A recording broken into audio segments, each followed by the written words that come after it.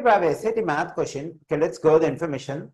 Here we have a system of two equations. The first one is quadratic and the second one is linear. So if I sketch the graph of the first one on xy plane, I'll be getting a parabola. And if I sketch the graph of the second one linear, I'll be getting a line.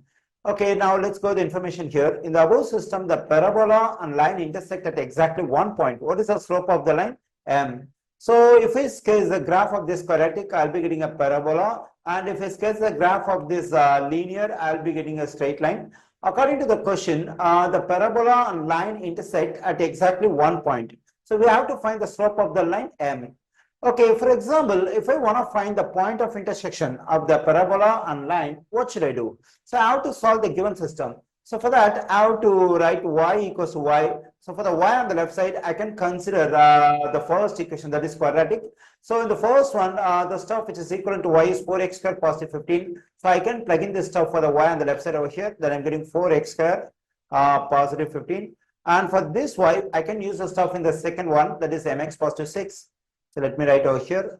Okay, now I have a quadratic equation. Let me write this quadratic equation standard form. So writing quadratic equation standard form means writing that one in the form ax square positive bx positive c equals to 0. That is, we have to get everything on the left side. On the right side, we must have 0. Okay, here on the right side, it is not 0. So we have to make the right side 0 to get this quadratic equation in standard form.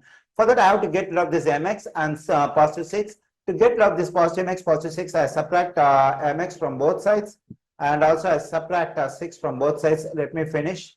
So when I do so, this positive mx, negative mx will cancel. Positive 6, negative 6 will cancel out. On the left side, I'm getting 4x squared, negative mx. When I combine positive 15, negative 6, I'm getting positive 9 equals to 0. Okay, now I got the equation, I got the quadratic equation in standard form. So if I solve this quadratic equation, how many solutions, how many real values will I get for x?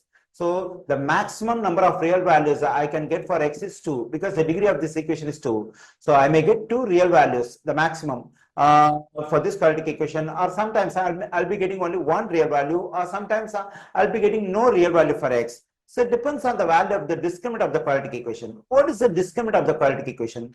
Okay, now let's understand some stuff about the discriminant of a quadratic equation. So now for that, let me consider the quadratic equation standard form ax squared positive bx positive c equals to 0. Okay, so if I want to check how many real values for x do we have in this quadratic equation, I have to find the value of the discriminant b squared into 4ac. If it is greater than 0, then I'll be getting 2 different real values for x in this quadratic equation.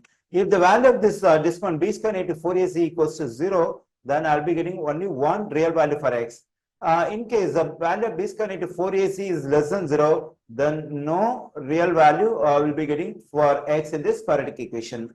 Okay, according to the information we have over here, the parabola and line intersect at exactly one point. So if I solve this quadratic equation, I'll be getting 1 real value for x because they intersect at only one point.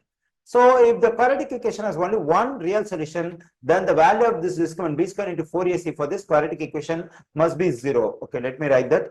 Since the quadratic equation has only one real solution, so the value of this discriminant must be 0. So because the parabola and line intersect at exactly at one point. Okay, now what I have to do is I have to plug in the values for b, a, and c. So now when I compare this 4x squared into mx positive 9 with ax squared positive bx positive c, so I'm getting a is equal to 4. So actually a is something about the coefficient of x squared. Here the coefficient of x squared is 4. And b is the coefficient of x. Here the coefficient of x is negative m. And c is the constant m. Here the constant m is positive 9.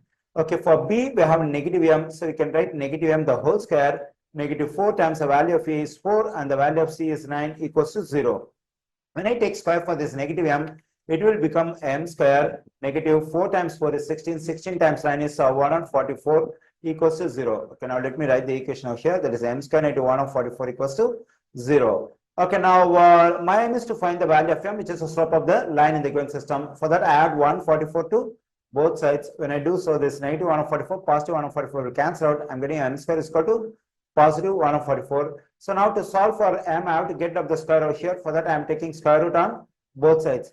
So in an equation, whenever I take square root on both sides, so for one of the square roots, I have to consider positive or negative sign. So now let me consider positive or negative sign for the square root on the right side.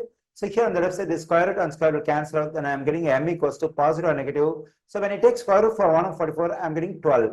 So we get m is equal to 12 or negative 12. The slope of the line is positive 12 or negative 12. So we find positive 12 in option C. So the slope of the line M is positive 12. So the correct answer choice for this question is option C.